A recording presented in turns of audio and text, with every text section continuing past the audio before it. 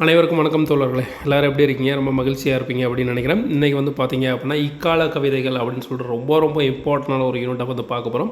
இது பழைய புத்தகத்தில் மட்டும்தான் இருக்குது, புது புத்தகத்தில் எங்கேயுமே கிடையாது. ஓகேங்களா? இப்போ தான் ஃபஸ்ட் டைம் நம்ம சேனலில் பார்க்குறீங்க அப்படின்னா சப்ஸ்கிரைப் பண்ணி சப்போர்ட் பண்ணுங்கள். கீழே டெலகிராம் சேனல் லிங்க் கொடுக்குறேன், அதில் ஜாயின் பண்ணிக்கோங்க. ஃப்ரீ டெஸ்ட் பேட்ச் கண்டக்ட் பண்ணுறோம், அதில் கொஷின்ஸ் வந்து ஷேர் பண்ணுறேன். இப்போ வந்து பார்த்தீங்கன்னா 8th வந்து டெஸ்ட்டு போயிட்டுருக்கு. கொஷின் அதுலேயே இருக்குது, ட்ரை பண்ணி பாருங்கள். கண்டிப்பாக ரொம்ப பயனுள்ள வகையில் இருக்கும். ஓகேங்களா?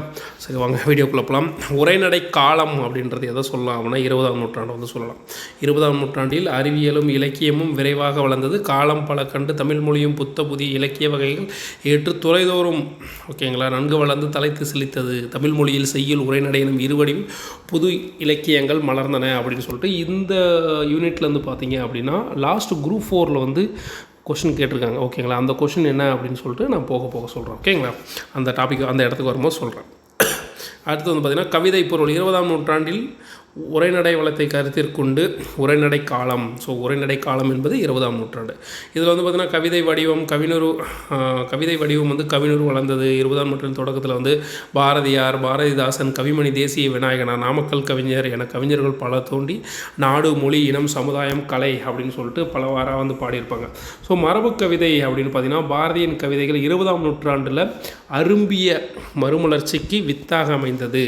மன்னர்களை மட்டும் மகிழ்வித்து வந்த கவிதை மரபை மாற்றி எளிய மக்களை நோக்கி கவிதை கருவியை திருப்பி அமைத்த பெருமையை யாரை சாரும் அப்படின்னா அது பாரதி தான் சாரும்.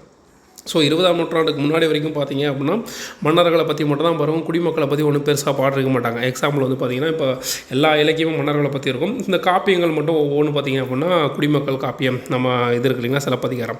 ஸோ அந்த மாதிரி காப்பியங்கள் ஒரு சிலர் மட்டும்தான் என்ன ஆகும்னா குடிமக்களை பற்றி பாடிருக்கேன். ஸோ பாரதியார் தான் அந்த மரபையை மாற்றிருப்பார்.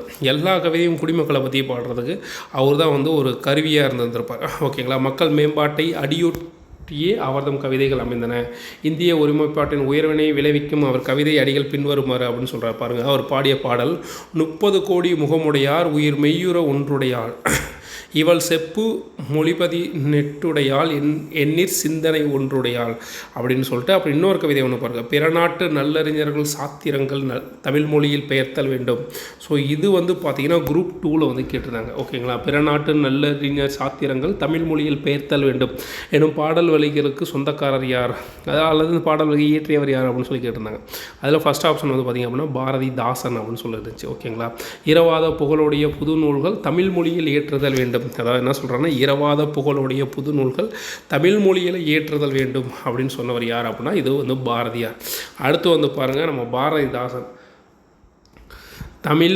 தமிழர், தமிழுணர்வு, சமுதாய மலர்ச்சி, பெண் விடுதலை, திராவிட இயக்க சிந்தனை, பொது உடைமை முதலியவற்றை பாரதிதாசன் கவிதைகளை வந்து வெளிப்படுத்தும்.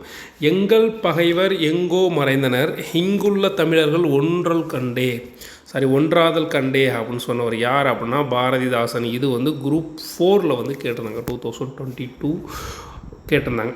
ஓகேங்களா? அதாவது என்ன, எங்கள் பகைவர் எங்கோ மறைந்தார், இங்குள்ள தமிழர்கள் ஒன்றாதல் கண்டே அப்படின்னு சொல்லிட்டு பாரதிதாசன் வந்து குறிப்பிட்டிருப்பார்.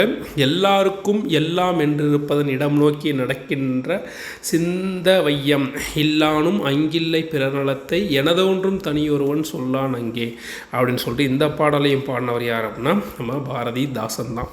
அடுத்து வந்து பார்த்திங்கன்னா கவிமணி, தேசிய விநாயகனார். பார்த்திங்க கவிமணியின் கவிதைகளை கற்போரை என்ன பண்ணும், களிப்பில் ஆழ்த்துவன, உணர்ச்சி கொள்ள வைப்பவன, கல்லை பிசைந்து கனியாக்கும் செந்தமிழின் சொல்லை மணியாக தொடுத்தவனும் நீதானே அப்படின்னு சொல்லிட்டு தாலாட்டு பாடியவர் யார் அப்படின்னா கவிமணி. அதாவது என்ன அவர் பாடல் பாருங்கள், மங்கையராய் பிறப்பதற்கே நல்ல மாதவம் வேண்டுமம்மா. ஸோ இது வந்து எத்தனை டைம் கேட்டிருப்பாங்க அப்படின்னு சொல்லிட்டு டிஎன்பிசி ஸ்டார்ட் பண்ணியிருந்தீங்கனாலும் சரி, இல்லை ப்ரீவியஸ் படிச்சிருந்தீங்கனாலும் சரி, கண்டிப்பாக உங்களுக்கு தெரிஞ்சிருக்கும். சாலைகளில் பல தொழில் பெருக வேண்டும், சபைகளிலே தமிழ் எழுத்து முழங்க வேண்டும். ஸோ இந்த ரெண்டுமே வந்து அவ்வளோ இம்பார்ட்டன்ட்டுங்க. ஓகேங்களா? ஸோ இதை எழுதியவர் யார் அப்படின்னா, இந்த வாக்கியங்களை எழுதியவர் யார் அப்படின்னா நம்ம கவிமணி, தேசிய விநாயகனார் வந்து எழுதியிருப்பார். அடுத்து வந்து பாருங்கள், விடுதலை இயக்க கவிஞர்களுள் ஒருவர் காந்திய கவிஞர் என்றெல்லாம் அழைக்கப்படுபவர் யார்? நாமக்கல் கவிஞர். இவருடைய கவிதைகள் என்ன, யாருடைய சிந்தனைகளை பார்க்கலாம் அப்படின்னா காந்தியடிகளுடைய சிந்தனையை பார்க்கலாம். தமிழரின் சிறப்பையும் தமிழ் மொழியின் இனிமையும் சேர்த்து பாடினார். அதாவது என்ன பாடி பாருங்க, தமிழன் என்றோர் இனம் உண்டு, தனியே அவருக்கு ஒரு குணம் உண்டு, அமிழ்தம் அவனுடைய மொழியாகும், அன்பே அவனுடைய வழியாகும் அப்படின்னு சொல்லிட்டு ரொம்ப அழகாக பாடி இருந்திருப்பார். அதுக்கப்புறம் பார்த்திங்க அப்படின்னா பாட்டாளி மக்களது பசி தீர வேண்டும், பணமென்ற மோகத்தின் விசை தீர வேண்டும், இதையும் பாடினவர் யார் அப்படின்னா நாமக்கல் கவிஞர் தான். காந்திய கவிஞர் என்று அழைக்கக்கூடிய நாமக்கல் கவிஞர் வந்து பாடிருப்பார். அடுத்தது வந்து பாருங்கள், வாழ்க்கை சிறக்க ஒவ்வொருவரும் ஒரு தொழிலையாவது கற்றுக்கொள்வது நல்லது என வலியுறுத்தும் நாமக்கல்லாரின் கவிதை. ஸோ நாமக்கல் கவிஞரின் கவிதை, அதாவது வாழ்க்கை சிறக்க ஒவ்வொருவரும் ஒரு தொழிலையாவது கற்றுக்கொள்ள வேண்டும் என்று கூறியவர் யார் அப்படின்னா நாமக்கல் கவிஞர்.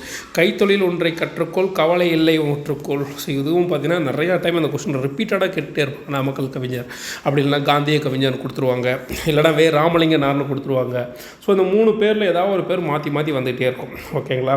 அடுத்து வந்து பார்த்திங்கன்னா புலவர் குழந்தை, முடியரசன் முதலிய கவிதைகளில் பகுத்தறிவு நோக்கும் முற்போக்கு சிந்தனை, தமிழுணர்வு இங்கு காணலாம் அப்படின்னு சொல்கிறாங்க. ஆங்கிலமோ பிறமொழியோ பயின்றுவிட்டால் அன்னை மொழி பேசுவதற்கு நாணுகின்ற தீங்குடைய மனப்போக்கார் வாழும் நாட்டில் தென்படுமோ மொழி உணர்ச்சி அப்படின்னு சொல்லிட்டு முடியரசன் எவ்வளோ அழகாக பாடுறாரு பாருங்க. அதாவது ஆங்கிலமோ பிறமொழியே பயின்று விட்டால் அன்னை மொழியை பேசுவதற்கு தயங்கி பேசுவாங்களாம். ஸோ அந்த மாதிரி தீங்குடைய மனமுடையவர் இருக்கிற நாட்டில் வந்து எப்படி வந்து நம்ம மொழி வளர்ச்சியை வந்து எதிர்பார்க்க முடியும் அப்படின்ற மாதிரி ஒரு பாடு இருந்திருப்பார். ஓகேங்களா. அடுத்து வந்து சுரதா ஓமை கவிஞர் என்று அழைக்கப்பட்ட சுரதா வந்து என்ன பண்ணுறாங்க, புதிய ஓமைகளை அவருடைய கவிதைகளில் பார்க்க முடியும்.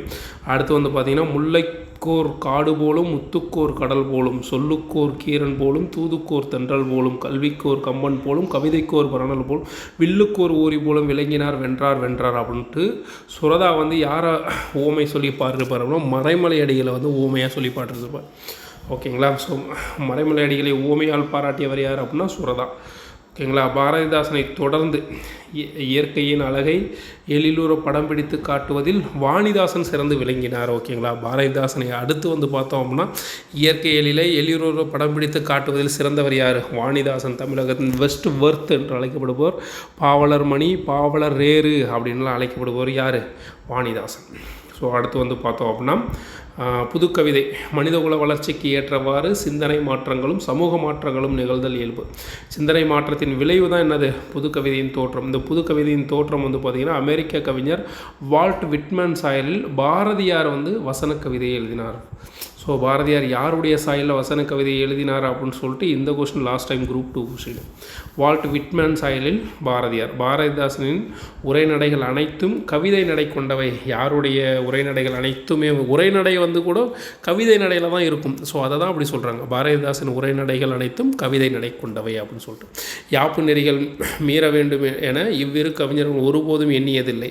யாப்பினை ஒரு தடையாகவும் இவர் நினைத்ததில்லை. ஆனால் மேலை நாட்டு இலக்கிய தொடர்பும் சமுதாய சூழ்நிலையும் தமிழில் புதிய ஒரு வடிவத்தை தோன்ற காரணமாயினு அப்படின்னு சொல்கிறாங்க. புதிய ஆங்கில கவிதைகளை படித்த தமிழகம் சிந்தனையில் புது கவிதைகள் மலர்ந்து மனம் பரப்பின அப்படின்னு சொல்கிறாங்க. அடுத்து வந்து பாருங்கள், நான் பிச்சைமுத்து. ஸோ இது வந்து இதழ் சம்மந்தமாக இந்த கேள்விகள் கேட்குறதுக்கான ரொம்ப வாய்ப்பு அதிகம். ஓகேங்களா. ஸோ இந்த ஒரு நிமிஷம் வருங்களேன். நான் பிச்சைமுத்து, புதுமை பித்தன், கூபா ராசகோபாலன், சுப்பிரமணியன் முதலியவர்கள்லாம் பார்த்திங்கன்னா மணிக்கொடி அப்படின்ற இதில் புது கவிதைகளை எழுதியிருப்பாங்க. மணிக்கொடி அப்படின்றதில்ல.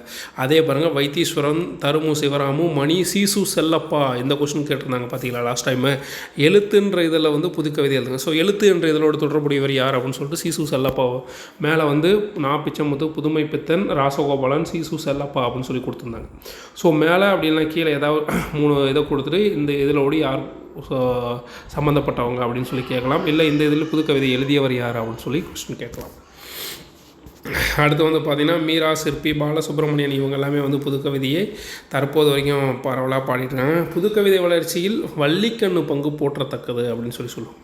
வள்ளிக்கண்ணன் அப்படின்றோடைய பங்கு வந்து மிகவும் போற்றத்தக்கது. ஏழையின் குடிசையில் அடுப்பும் விளக்கும் தவிர எல்லாமே எரிகின்றன அப்படின்னு சொல்லிட்டு புதுக்கவிதையின் வடிவத்தை ரொம்ப எளிமையாக சொல்லியிருந்திருப்பார். ஓகேங்களா. ஸோ இந்த லைன் கூட கொடுத்துக்கலாம். ஏழையின் குடிசையில் அடுப்பும் விளக்கும் தவிர எல்லாமே எரிகின்றன என்று கூறியவர் யார் அப்படின்னா வள்ளிக்கண்ணன் அப்படின்றவர். ஓகேங்களா. ஓகே நண்பர்களே, இந்த வீடியோ உங்களுக்கு பயனுள்ள வகையில் இருந்திருக்கும் அப்படின்னு நினைக்கிறேன். வீடியோ பிடிச்சிருந்தா ஒரு லைக் மட்டும் போட்டு சேனலை சப்ஸ்கிரைப் பண்ணி சப்போர்ட் பண்ணுங்கள். நன்றி நண்பர்களே, பாய்.